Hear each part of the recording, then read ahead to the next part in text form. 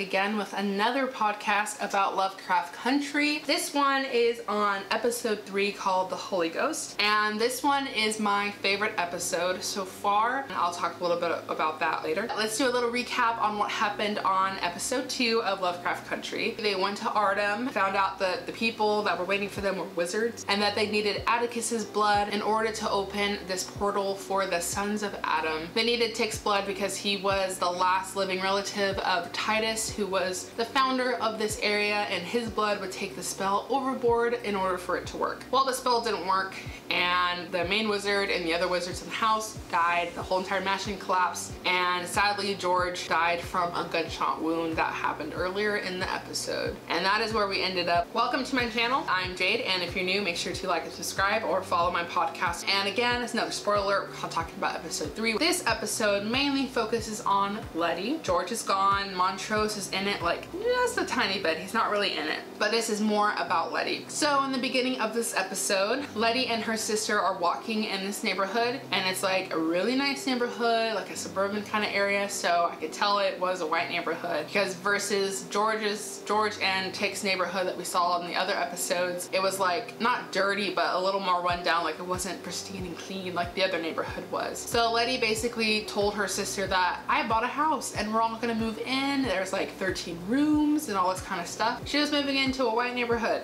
and back then, not good. So after they're like getting moved in, like all her friends are moving in. Like I said, there's 13 rooms, so at least 13 people were moving into this house. There was like some weird stuff happening in the house, like some noises. And when they were moving in, there were like 3 guys with their cars parked out in front with the horns blaring. Like they were just sitting there blaring and blaring, and they're basically looking at them like, you need to get out of this neighborhood. We cut over to the wheel, and they tied bricks onto the wheel so they would not stop honking. The horns blaring in the background. Leti's asleep. There's like this arm, like severed arms, like pulling her blanket off her bed. So I'm like, there's some ghosts in this house. We pan over to the side, and this lady is like leaning over the bed, and her jaw is completely bloody and I think removed. So whatever happened to these ghosts was awful. That's what they look like when they died. That is definitely like how they died. She like got up to look out the window because these alarms were still going on. It was like 5 days later, the alarms are still blaring. So I don't know how those cars back in the day, if those alarms continuously went off, but they were. She was wiping the window and it was all sweaty and stuff, so she went downstairs to try to figure out what's going on. Someone removed the knob off the boiler. The heat all the way down to the bottom, so it's probably like 100 and something in the house. All of a sudden she hears thumping behind her, and she's like, what is that? So she went to go investigate. She kept seeing stair thing bumping up and down, and so she called Tik to go with her because she doesn't know what the sound is. It could be the neighbors messing with them, and if she's down there by herself, they could kill her, you know what I mean? So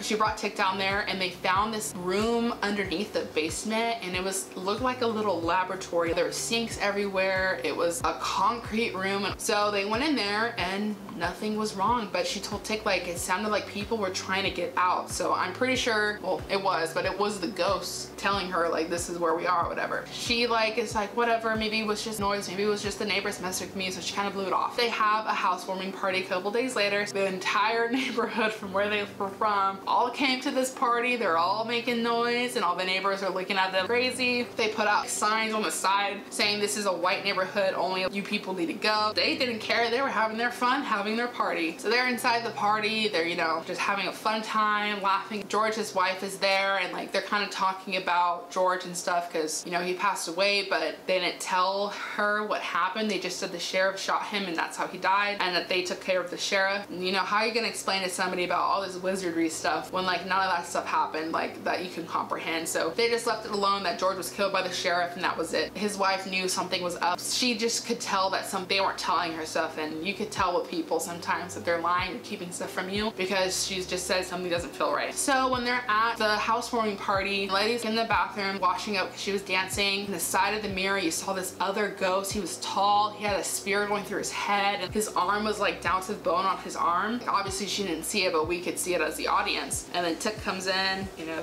they do their thing. They do something. They go back to the party, and then all of a sudden they're just sitting there talking, and they just see like these flames come up, and their neighbors put a burning cross outside. Basically, the burning cross back in the day was KKK. So they're basically telling them like, if you don't leave, we'll either call the KKK or we are the KKK, so we'll kill you if you stay here. Leti, pissed off, and I would be too, went out there and she started destroying the cars. She took out all the bricks, destroyed those cars, and some of the guys in the house like brought guns out just in case something was gonna happen. And then the police came by, and of course they arrested Leti, blah blah blah, and they took Leti in the car. The sheriff or the like main chief or something like that was interviewing Leti with bad tactics. He was holding on to the car, but she was handcuffed, and the guys were like swerving the car around, so she was getting thrown all over the car, and she was getting scratches, and her head was hitting things. So she was all bloody after that, but he was basically interrogating her like, how'd you get this money to purchase this house? He mentioned that's like a Winthrop house and stuff like that, so like how did you get money to do it, blah blah blah, because it's in a white neighborhood, so the cost is probably higher, but it was a mansion, it was probably a little bigger too. So he was just trying to figure out from her who gave you this house, and he told her that they found body parts of black people in the basement where she and Tik went. He basically said, I bet there's strange stuff happening in this house. This is what happened, and she was just freaking out. But you know, black people were dead in the house. If you don't get out now, that's probably gonna happen to you too. So she was just freaking out, did not like what he said to her. So she was on a mission to try to figure out what happened in this house, who was living in this house before them. So she went downstairs to look at the pictures from the party. And when she was looking at the pictures, there was these strange lines in it, and it looked like someone scratched the pictures, but it was on the inside. So she kind of realized that the lines connected to each other. So she put them on the ground, and they laid out into a face, and this ghost-like creature, his head lifted up and basically told her to get out of his house. So we're guessing that's the guy that lived there before she did. So she's all scared and probably honestly trying to figure out what's going on in her house. She went to this restaurant to try to figure out who are these people that died, and Tik went there to meet with her because she kind of was off, and she was basically had all these papers on the table and was telling him, you know, I found all this kind of stuff. This stuff is crazy. She basically showed him 8 people that went missing. The pictures that were taking of them, the ones that went missing, their faces were distorted in a way. It looked like they had 2 faces in the picture, and it was taken of every single person who was missing. Their picture was like that. So she was saying, I think these are the victims of this guy. So this guy was a scientist, and he got fired from his job for doing unethical experiments, ethical experiments on humans. They kind of connected that the sheriff and him were friends because they were in a picture together. I think they figured out that the sheriff was getting these innocent black people from the communities as his scientific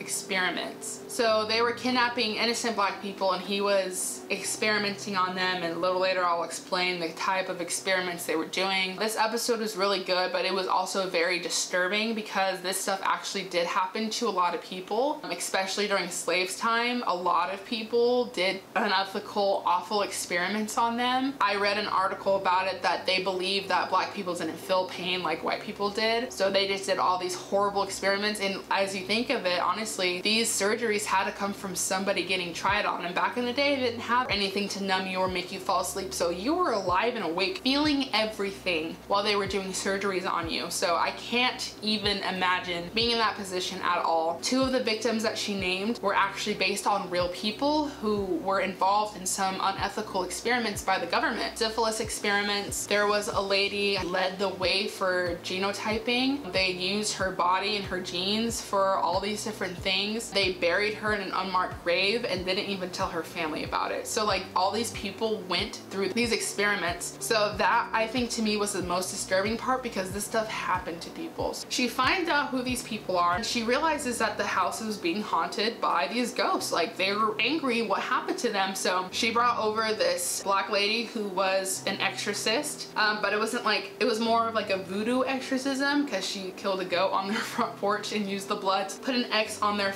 foreheads for protection, and put it on the doors for protection as well. So they went inside to try to clean this house, and she took them downstairs into like this room where I'm pretty sure she thinks this is where all the experiments happened, and they're holding hands and they're chanting. All these things are starting to happen, like things are shaking around the area, and like these pictures are levitating and are holding hands, and everything stops, like everything's working, and then all of a sudden the water just explodes around them and it washes off their mark. With that too, they let go of their hands, so now their bond of safe circle is gone and their marks on their head are gone. And it was this ghost that was was doing it, the evil experiment guy. So he took over the lady's body and she started to attack Leti. Atticus obviously protect Leti, so she was choking Atticus out and stuff. She ended up passing out and it took over Atticus, probably to realize that Atticus was stronger and bigger than this lady, so he'd be able to kill Leti faster. Leti started screaming the names of the victims and like basically called for help and all this stuff. And then meanwhile, we go upstairs to see the three guys who like had the horns on the car. They broke in the house with bats on a mission trying to find them to kill them, because they probably thought that they left after that whole sheriff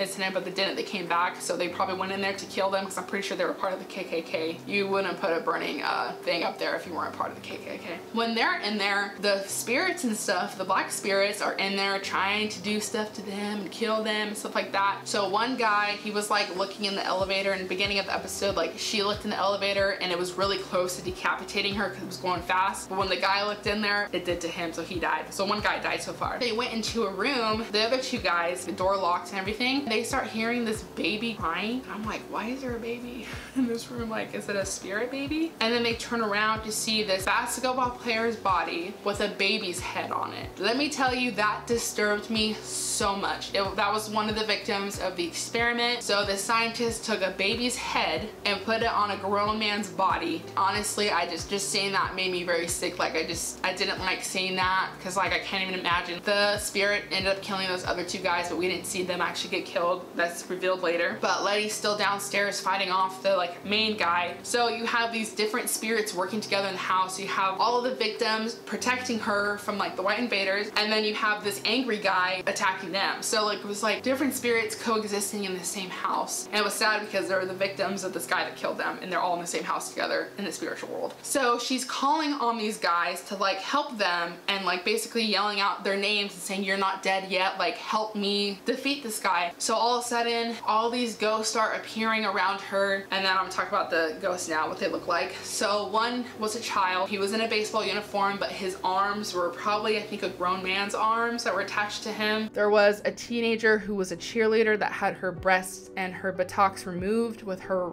I think, left arm was removed as well. He was experimenting on human, or on her, you know, female organs. There was the woman that we saw at the beginning in her room with her jaw removed. There was an older woman with a head injury, just her head was kind of not looking right. There was a pregnant lady with her baby ripped out, which is again very sick to see. There was a man that had his legs and his head cut off, man that we saw in the bathroom with the arrow through his head with the bone, and then again the baby. They circled around the experiment guy, bailing him from the house, and they did so. They ended up getting him out. So when he was fading away, they turned back to the victims again, and they were getting back to where they were. The little boy in the uniform got his arms back normal. The cheerleader had everything back. The pregnant lady was pregnant again. The basketball player had his normal head. The lady with her jaw was fine. And like all these people were getting back together. The guy that had his legs and head cut off, he went back into a scientist. So it was very powerful to see them getting back their power. They, you know, got everything. They looked like themselves again, so they could go on peacefully, even though they died a horrible, horrible way. They ended up expelling this evil man from this house, and those three guys ended up dying in the house too. Like after she expelled them and stuff like that, the mysterious woman, Atticus, kind of felt she had something to do with the money and stuff, because Leti basically told her sister at the beginning of the episode that the money came from their mom, but her sister was like, well, mama didn't have any money, so, you know, like, I don't think this is real. So Atticus kind of figured out that it wasn't from her mother, and it happened to be from that wizard woman. She survived in the mansion, or I don't know if she was in it or anything. She basically paid off someone to like tell Leti that it was her mom's money, which was actually her money. So Atticus went in there to try to kill her because she was tired of this lady messing with people's lives. So he had like a gun up to her and like closed all the windows, and then with her wizardry power, I don't know why he would even try that if she's a wizard, stopped it and froze his arm, and she started opening up the windows basically for people to see inside. This guy was holding up a gun to a white woman. He let her, or she let him like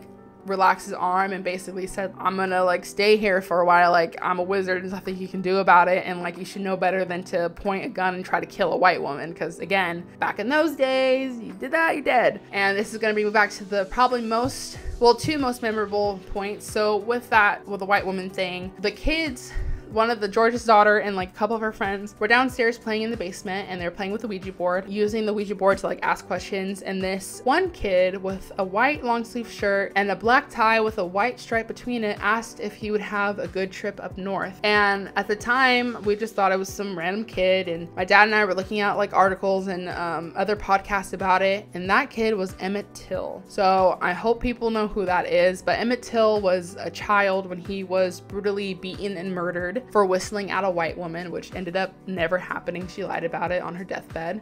They showed Emmett Till basically asking the spirit if he would have a good, trip over there, because he was from Chicago, and when he went over to the South, he was killed like that when he was a child. So the spirit basically told him like, no, you're not gonna have a fun time because you're gonna die. So that was very powerful that they included Emmett Till in the show, because that stuff was happening around then. Another thing that was very important for me for the show was the spirits and how they showed them. Like, they weren't afraid to show the graphic and like the disturbing, how they looked, because that's how sometimes things happen back then to people, and that was very, very hard to see, but I think it was very important to see as well. The questions that I have for this episode is, since they introduced this character of Emmett Till indirectly, are they going to continue with him? Are they going to talk about his death on it? Because I'm sure if when it happens in the show, I'm sure, because she's friends with him, like the younger girl of George's daughter, I'm sure they're going to show what happened and kind of talk about it more and actually mention his name. But I'm just interested to see if that was just like a side character, or if they're actually going to move on with that episode and like move on with his storyline and tell what happened to Emmett Till. Overall, this was my favorite episode. It was just, it was very emotional and very good. It was disturbing, but it was very, very good. At the end of it, Leti was actually talking to like a reporter, and they were asking her about, well, what happened to these, 3 dead guys that